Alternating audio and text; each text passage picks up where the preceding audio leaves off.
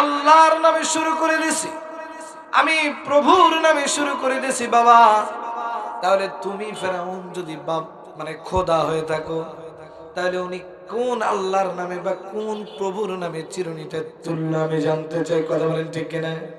প্রিয় ভাইরা আমার, ফেরাউনের মাথার তার ছিঁড়ে গেল, গভীর রাগান্বিত হয়ে গেল। বিচার বসানো হলো, বিরাট একটা জনসমক্ষে বিচার বসানো হলো। এবার দাসীকে ডাক দেওয়া হলো। দাসীকে ডাক দিয়ে বলল, ওরে দাসী, তুমি কোন আল্লাহর ইবাদত করো? তুমি কোন আল্লাহর নামে কাজ শুরু করো?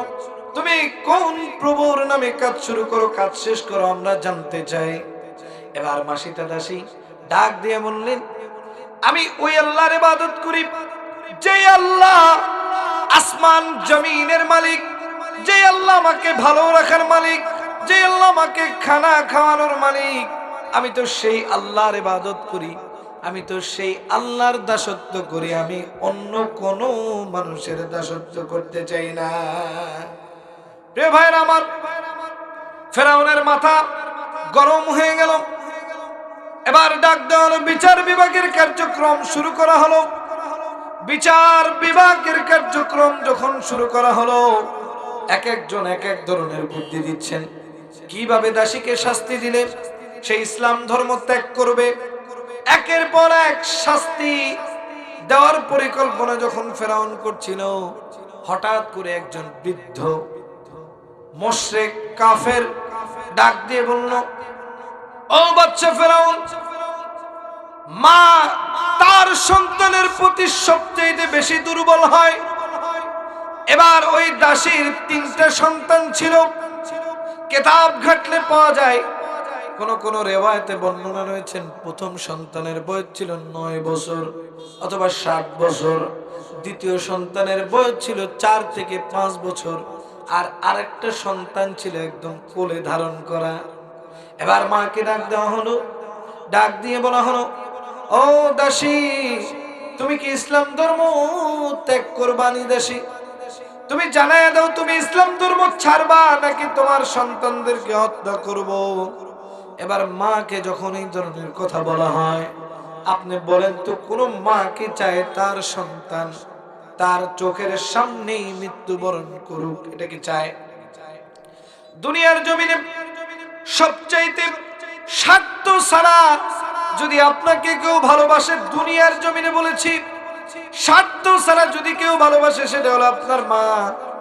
এখানে অনেকেই বসা আছেন, এই যে মুরব্বী বাবাজিরা বসা আছেন, এই যে যখন ওয়াজ মাহফিল শেষ করে বাসায় যাবে, যা তাকায় দেখবে তার বাসায় তার মা নাই রে ভাই। কোন যুবকের জানি মা নাই, কোন বৃদ্ধার জানি মা নাই। তারা এখন হয়তো বা 2-3টা সন্তানের পিতা হয়ে গেছে, তারপরেও কেন যেন মায়ের শূন্যতা অন্তরে কেন যেন অনুভব হয়। যার দুনিয়াতে মা নাই সে ভালোভাবে জানে, আবার অনেকের মা আছে কেন যেন তার সঙ্গে দুর্ব্যবহার করে। পৃথিবীর সবচাইতে উত্তম ব্যবহারটা করা উচিত তার বাবা মার সঙ্গে, কিন্তু আমাদের সমাজে এখন অনেক মানুষ রয়েছে, দেখবেন পৃথিবীর সবচাইতে নিকৃষ্ট ব্যবহারটা বাবা মার সাথে করে। কথা বলেন ঠিক কিনা? প্রিয় ভাইরা আমার, যে কথাটা বলতেছিলাম, এজন্য নবীজি সাল্লাল্লাহু আলাইহি ওয়াসাল্লাম বলেছেন, মা বাবার সঙ্গে পৃথিবীতে সবচাইতে উত্তম ব্যবহারটা দেখাতে হবে। যদি আপনি উত্তম ব্যবহার না দেখাইতে পারেন, কঠিন কিয়ামতের ময়দানে আপনাকে হাজির করা হবে আপনার বাবা মার সামনে। ওই দিন আপনি কিভাবে জবাব দিবেন একটু চিন্তা করিয়া দেখেন, একটু ভাবনা চিন্তা করিয়া দেখেন না কেমন করিয়া জবাব দিবেন। যে কথাটাই বলতেছিলাম প্রিয় ভাইয়েরা আমার, এবার দাসীর সন্তানগুলোকে নেওয়া হলো। ফেরাউনের বিচার বিভাগের কার্যালয়ের মধ্যে একটা বিরাট কড়াই নিয়ে আসা হলো। এই কড়াইয়ের মধ্যে টকবকে গরম তেল গরম করা হলো। এবার মাকে ডাক দিয়ে বলা হচ্ছে, ও দাসী, তুমি বলে দাও তুমি ইসলাম ধর্ম ছাড়বা কিনা। যদি তুমি ইসলাম ধর্ম না ছাড়ো, আমি ফেরাউন তোমাকে হুঁশিয়ারি দিয়ে বলে দিতে চাই যে তোমার সন্তানদেরকে তোমার সন্তানদেরকে আমি আগুনের মধ্যে ফেলে দিব, এই টকবকে গরম তেলের মধ্যে ফেলে দিব। এবার দাসী ডাক দিয়ে বলল, ফেরাউন তুমি শুধু তেলের মধ্যে নয়, তুমি এর থেকেও যদি বড় কোনো পদক্ষেপ নিতে চাও তুমি নিতে পারো, কোনো সমস্যা নাই। তবে আমি যার দাসত্ব করি, যে আল্লাহর দাসত্ব করি, আমি ওই আল্লাহর দাসত্ব কোনো দিন ছেড়ে দিব না। সুবহানাল্লাহ বল। এ ভাইরা আমার, আল্লাহর দাসত্ব তারা ছেড়ে দেয় নাই, আর আমরা পেয়েও কি করি? অবহেলা করি কিনা বলেন? এই যে এখানে অনেকে আসেন, অনেকে আসেন নাই, ভেবেছেন কি বলবে না বলবে, এখানে যে কি হবে বলেন তো? এখানে যারাই আলোচনা করেছে, আমার পূর্বে যিনি আলোচনা করেছেন আমার ওস্তাদ সমতুল্য, বলেন তো উনি কি কোরআন হাদিস বিরোধী কোনো কথা বলছে? মানে কোরআনে নাই এমন কোনো কথা বলছে, বা হাদিসে নাই এমন কোনো কথা বলছে? এখানে যারাই আসে কোরআন হাদিস বিরোধী কোনো কথা বলে না। এই জন্য প্রিয় ভাইরা আমার, যেখানে কোরআন হাদিস আছে আমরা সেখানে আছি কিনা বলেন? আছি কিনা প্রিয় ভাইরা আমার?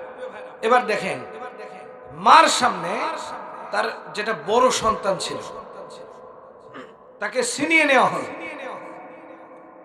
মানে মায়ের কোল থেকে, মায়ের কাছ থেকে তাকে ছিনিয়ে নেওয়া হলো।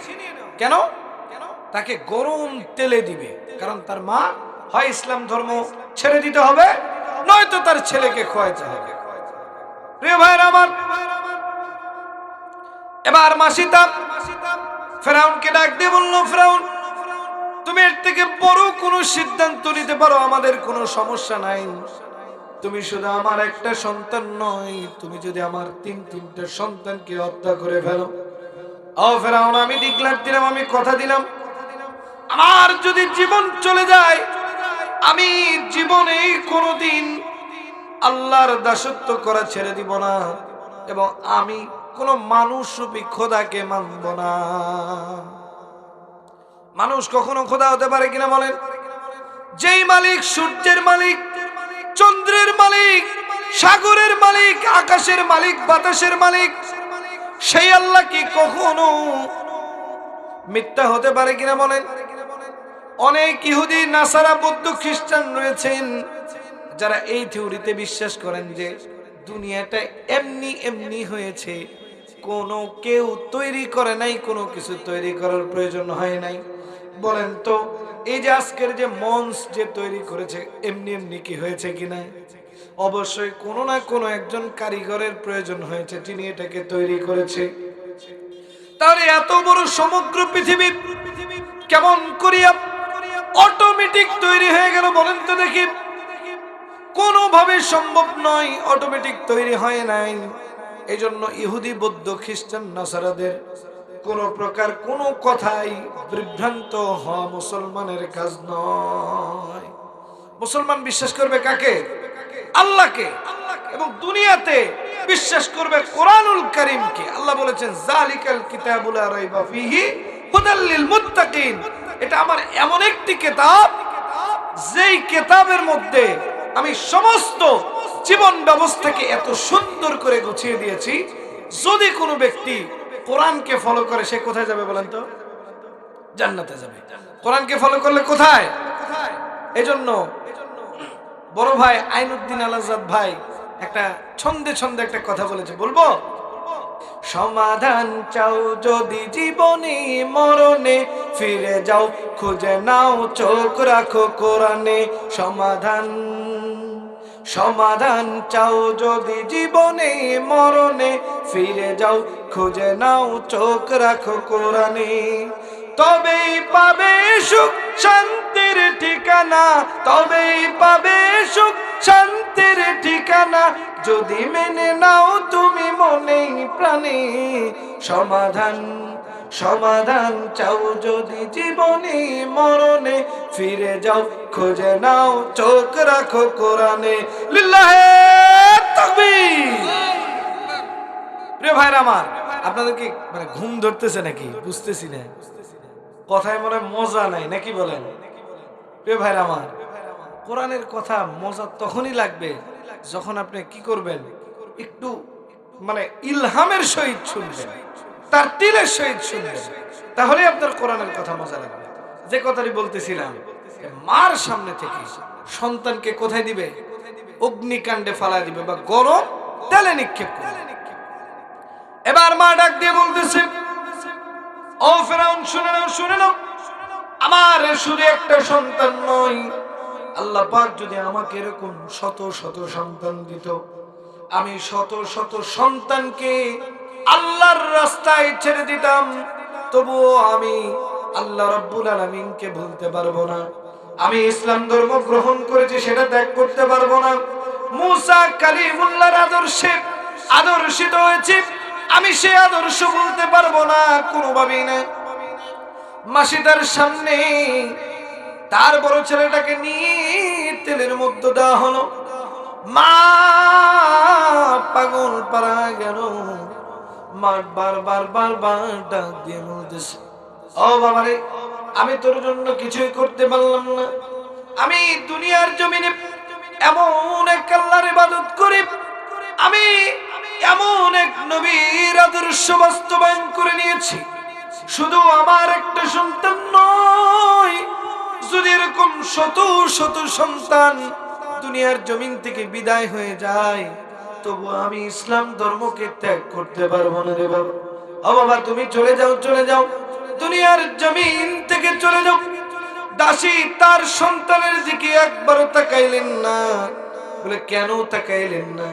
বারবার দাসীটা ডাক দিয়ে বলতেছেন, মাসিটা ডাক দিয়ে বলতেছেন, ও আল্লাহ গো, আমি যদি আমার সন্তানের দিকে তাকাই, আমার অন্তরের মধ্যে মায়া সৃষ্টি হবে, আমার অশ্রু বেয়ে বেয়ে পড়বে চোখ থেকে, আমার নয়নটা কাঁদবে গো আল্লাহ। ও আল্লাহ, শয়তান আমাকে ধোঁকা দিবে, এই জন্য আমি আমার সন্তানের দিকে তাকাই না। বারবার বারবার ডাক দিয়ে বলতেছে, ও দাসী রে, তোমার একটা সন্তান তো আগুনে পুড়ে শেষ হয়ে গেল দাসীটা। এরপরে এবার যে তোমার 6 বছরের একটা শিশু আছে, এই শিশুটাকে আমরা আগুনে নিক্ষেপ করব। প্রিয় ভাইরা আমার, মা সহ্য করতে পারে না। মা শুধু কান্দে আর কান্দে। আর এই ইহুদি নাসারাদেরকে ডাক দিয়ে বলে, মুশরিক কাফেরদেরকে ডাক দিয়ে বলে, ফেরাউন, ও ফেরাউন, ও জামানার বাদশা, এত বড় জুলুম করিও না। একটা সময় আসবে আল্লাহ রাব্বুল আলামিন তোমাকে বিচারের কাঠগড়ায় দাঁড় করাবে, এজন্য তুমি এত জুলুম করিও না। এই যে দাসের কোনো কথা ফেরাউন কান দিলেন না। তার আর একটা সন্তানকে নিয়ে এই জ্বলন্ত টকবকে আগুনের মধ্যে ফালায় দেওয়া হলো, তেলের মধ্যে ফালায় দেওয়া হলো। যেমন করে ভাজি হয় বিভিন্ন জিনিস, এরকম ভাজি হয়ে গেল তার সন্তানগুলো। এবার পালা এসেছে ছোটটার, একদম ছোট বাচ্চা, মায়ের কোলে, মার মুখের দিকে তাকাইয়া তাকাইয়া কান্দে। মাও কান্দে, সন্তানও কান্দে। চিন্তা করে, এবার তো আমার এই ছোট বাচ্চাটার পালা। এবার সকল বিচার বিভাগের লোকজন থমকে দাঁড়িয়ে গেলেন, তাকিয়ে আছেন। কেন যেন মা কান্নার বদলে হাসতেছে, কেন যেন। আল্লাহ রাব্বুল আলামিন তাৎক্ষণিক জিবরাইল আলাইহিস সালাতু ওয়াস সালামকে পাঠায়, ওই যে সন্তানগুলোকে আগুনের মধ্যে দেওয়া হচ্ছে, সে তো নিজের চোখে আগুন দেখতে পাচ্ছে, কিন্তু আল্লাহ রাব্বুল আলামিন কুদরতের মাধ্যম দিয়া জান্নাতি সুবাস করে দিয়েছেন আগুনের মধ্যে। এবার মা ডাক দিয়ে বলতেছে, ও জামানার বাদশা, তুমি চিন্তা করিও না, তুমি যত জুলুম আছে করতে পারো, কোনো সমস্যা নাই, তবে আল্লাহর কাঠগড়ায় তোমাকে একদিন দাঁড়াইতে হবে। প্রিয় ভাইরা আমার, লিল্লাহে তাকবীর, প্রধান বক্তার আগমন, প্রধান বক্তার আগমন, নারায়ে তাকবীর। প্রিয় ভাইরা আমার, আমার ওস্তাদ চলে এসেছে স্টেজে, ওনাকে বসিয়ে রেখে কথা বলা এটা আসলে বেয়াদবি হয়। এজন্য আমি বিদায় নিচ্ছি আপনাদের মাঝখান থেকে। হুজুর কথা বলবে, আপনারা অন্তরস্থল থেকে আমার জন্য দোয়া করবেন এবং হুজুরের কথাগুলো শুনবেন। আর আমি এলাকাবাসীকে আহ্বান করব, যারা এখনো প্যান্ডেলের বাইরে ঘোরাঘুরি করতেছেন, অপচয় সময় নষ্ট করতেছেন, শয়তানের ফান্দে পড়ে গেছেন, তারা প্যান্ডেলে আসেন, হুজুরের কথা শোনেন। আশা করি ইনশাআল্লাহ অন্তরের একটা মজা পাবেন। কথা বলেন ঠিক কিনা? কোরআনের কথা শুনলে অন্তরে মজা লাগে না? অন্তরে যদি মজা না লাগে তাহলে বুঝতে হবে কি শয়তানের দোকায় আপনি অলরেডি কি পড়ে গেছেন। এজন্য কি করতে হবে? কোরআনের কথাগুলো বেশি বেশি শুনতে হবে। যেখানেই কোরআনের কথা চলুন, মাহফিল আজকে চলতেছে, আজকে শুনে চলে গেলেন, মসজিদেও তো কোরআনের কথা হয়, বলেন কথা হয় কিনা? অবশ্যই কিন্তু হয়। বর্তমানে এই মাহফিলগুলোতে লোক পাওয়া যায় না, কিন্তু যদি গান করা হয়, বাপরে বাপ, দেখবেন লোকের অভাব। কথা বলেন ঠিক কিনা? এজন্য কোরআনের কথা শুনতে হবে, যুবক ভাইদের শুনতে হবে, মানে যারা বুড়ো হয়ে গেছে, হ্যাঁ মৃত্যু নিকটে, শুধু তারা যদি কোরআনের কথা শুনে কাজে লাগবে। বলেন তো, আগামীর প্রজন্ম অর্থাৎ যুবক যদি শোনে তাহলেই এই সমাজের জন্য উপকার হবে। কথা বলেন ঠিক কিনা? যাদের শরীরের রক্ত গরম এরা কিন্তু কি নাই, একজনও আসে নাই। আর যদি গানের প্রোগ্রাম হইতো এনাদেরকে পাওয়া যাইতো না, কারণ এনারা কি প্রথম সারির নামাজি ব্যক্তি, আল্লাহ পাকের কাছে অতি উত্তম। আর এখানে যদি গানের প্রোগ্রাম হতো দেখতেন যে লোকের অভাব নাই, আহারে এত মানুষ হইতো। তো প্রিয় ভাইরা আমার, আমি কোরআনুল কারীম থেকে একটি আয়াতের অল্প কিছু ব্যাখ্যা দিয়ে চলে যাব। কারণ যে আপনারা যে মানে সবাই প্রধান আকর্ষণের জন্য বসে আছেন, আলহামদুলিল্লাহ বলেন, অলরেডি আপনাদের মাঝে উনি উপস্থিত হয়েছে। প্রিয় ভাইরা আমার, আল্লাহ রাব্বুল আলামিন বলেছেন কুল্লু নাফসিন যায়িকাতুল মাউত, মৃত্যুবরণ কি করতেই হবে প্রত্যেক মানুষকে বা প্রত্যেক প্রাণীকে। কিন্তু আমরা কি, আমাদের কি ওই মানে ধ্যান ধারণা আছে? থাকলে কি ঘুমাইতাম? আপনি একটু চোখটা বন্ধ করে খেয়াল করেন তো, যেই দিন আপনি দুনিয়া থেকে বিদায় নেবেন, একটু চোখটা বন্ধ করে দেখেন রে প্রিয় ভাই আমার, এই যে আজকে যেই মসজিদের উদ্যোগে মাহফিল করা হয়েছে, এই মসজিদ থেকে একটা খাটিয়া আপনার বাসায় চলে যাবে।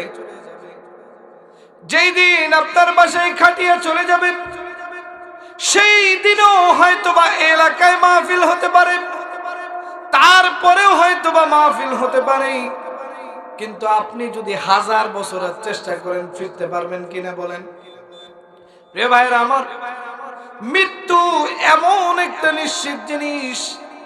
আপনারা হয়তো সবাই দেখেছেন, অল্প কিছুদিন আগে আপনাদের উত্তরবঙ্গে একজন বক্তা কথা বলতে বলতে ব্রেন স্ট্রোক করে মারা গেছে, দেখছেন কিনা? তাহলে মৃত্যু কত নিকটে। এখানে আসার মতো তৌফিক কে দেয় নাই বলেন তো? আল্লাহ দেয় নাই। আর আপনাদেরকে কে দিয়েছে বলেন তো? এখন এইখানে যতক্ষণ মানুষ আছেন, কেউ যদি মনে করেন আমি আমার শক্তি বলে আজকের মাহফিলে এসেছি, এটা কি ভুল হবে কিনা বলেন? আমরা সকলেই জানি ফেরাউন ছিল কি বাদশা। কথা বলেন ঠিক কিনা? ফেরাউনের মানে মর্মতার কথা আমরা সবাই জানি। আমি একটা কথা বলে বিদায় নিয়ে চলে যাব আপনাদের মধ্য থেকে, হয়তোবা সময়ের অভাবে পূর্ণাঙ্গ কথা বলতে পারবো না। প্রিয় ভাইরা আমার, এই ইসলামকে কায়েম করতে গিয়া সাহাবা আজমাইনরা কত কষ্ট করেছে রে ভাই আমার। দুনিয়াতে ইসলাম আনতে গিয়া শত শত সাহাবী শহীদ হয়েছে, কত নর নারী জাতি শহীদ হয়েছে, দুনিয়ার জমিন থেকে বিদায় নিয়ে চলে গিয়েছে। প্রিয় ভাই আমার, আমরা তো মার পেট থেকে জন্ম নেওয়ার পরপরই ইসলামটাকে পেয়েছি, এই জন্য আমাদের দয়া মায়া নাই ইসলামের প্রতি। আমার সামনে যদি কেউ নবীকে অপমাননা করে, আমার রক্ত কেন জানি গরম হয় না। আমার সামনে যদি কোরআনকে অপমাননা করা হয়, আমাদের কিছু যায় আসে না।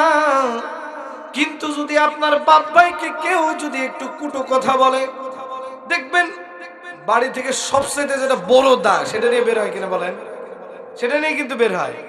কিন্তু দেখবেন যদি কোরআনকে অবমাননা করা হয়, যদি কটূক্তি করা হয় নবীকে নিয়ে, দেখবেন একটা লোকও বের হয় না। ও বলবে যে কি করার দরকার আছে, যা হয়েছে হয়েছে, কথা বল ঠিক কিনা? প্রিয় ভাইরা আমার, যে কথাটি বলতেছিলাম, ফেরাউনের সময়কালে যখন আসিয়া, ফেরাউনের স্ত্রীর নাম তো সবাই জানেন, এই আসিয়ার মাথার চুল অনেক লম্বা ছিল, আর অধিকাংশ সময় জান্নাতি নারীদের চুল ছিল অনেক লম্বা। বলে কেমন লম্বা? হাদিস বিশারদগণ লিখেছে যে হযরতে আসিয়ার চুল এরকমটা ছিল যে উনি যখন গোসল করতেন, গোসলের পরে চুলগুলো রোদ্রে শুকায় দেওয়া লাগতো, মানে শুকাইতে দেওয়া লাগতো। সুবহানাল্লাহ বলে। প্রিয় ভাইরা আমার, এই চুল শুকানোর জন্য একজন দাসী নিযুক্ত ছিল, তার নাম হলো মাসিতা। কি নাম বললাম? মাসিতা। এই মাসিতা গোপনে হযরতে মুসা কালিমুল্লাহর কাছে ইসলাম ধর্ম গ্রহণ করে নিল। হঠাৎ করে একদিন যখন মাসিতা হযরতে আসিয়ার চুল আঁচড়ানো নিয়ে ব্যস্ত ছিল, হঠাৎ করে চুল আঁচড়াইতে গিয়ে চিরুনিটা মাটিতে পড়ে যায়।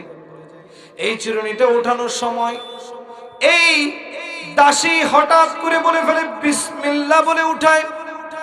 বিসমিল্লাহ শব্দের অর্থ আমি হলো আল্লাহর নামে শুরু করছি। হঠাৎ করে ফিরাউনের কন্যা এই কথাটা শুনে ফেলে। ফিরাউনের কন্যা ছোট মানুষ, সে তো আর বুঝতে পারে নাই, বাবার কাছে দৌড় দিয়ে চলে গেছে, যা ডাক দিয়ে বলতেছে, ও বাবা, ওই যে আমাদের যে দাসী কেন যেন বিসমিল্লাহ পড়ে নিল,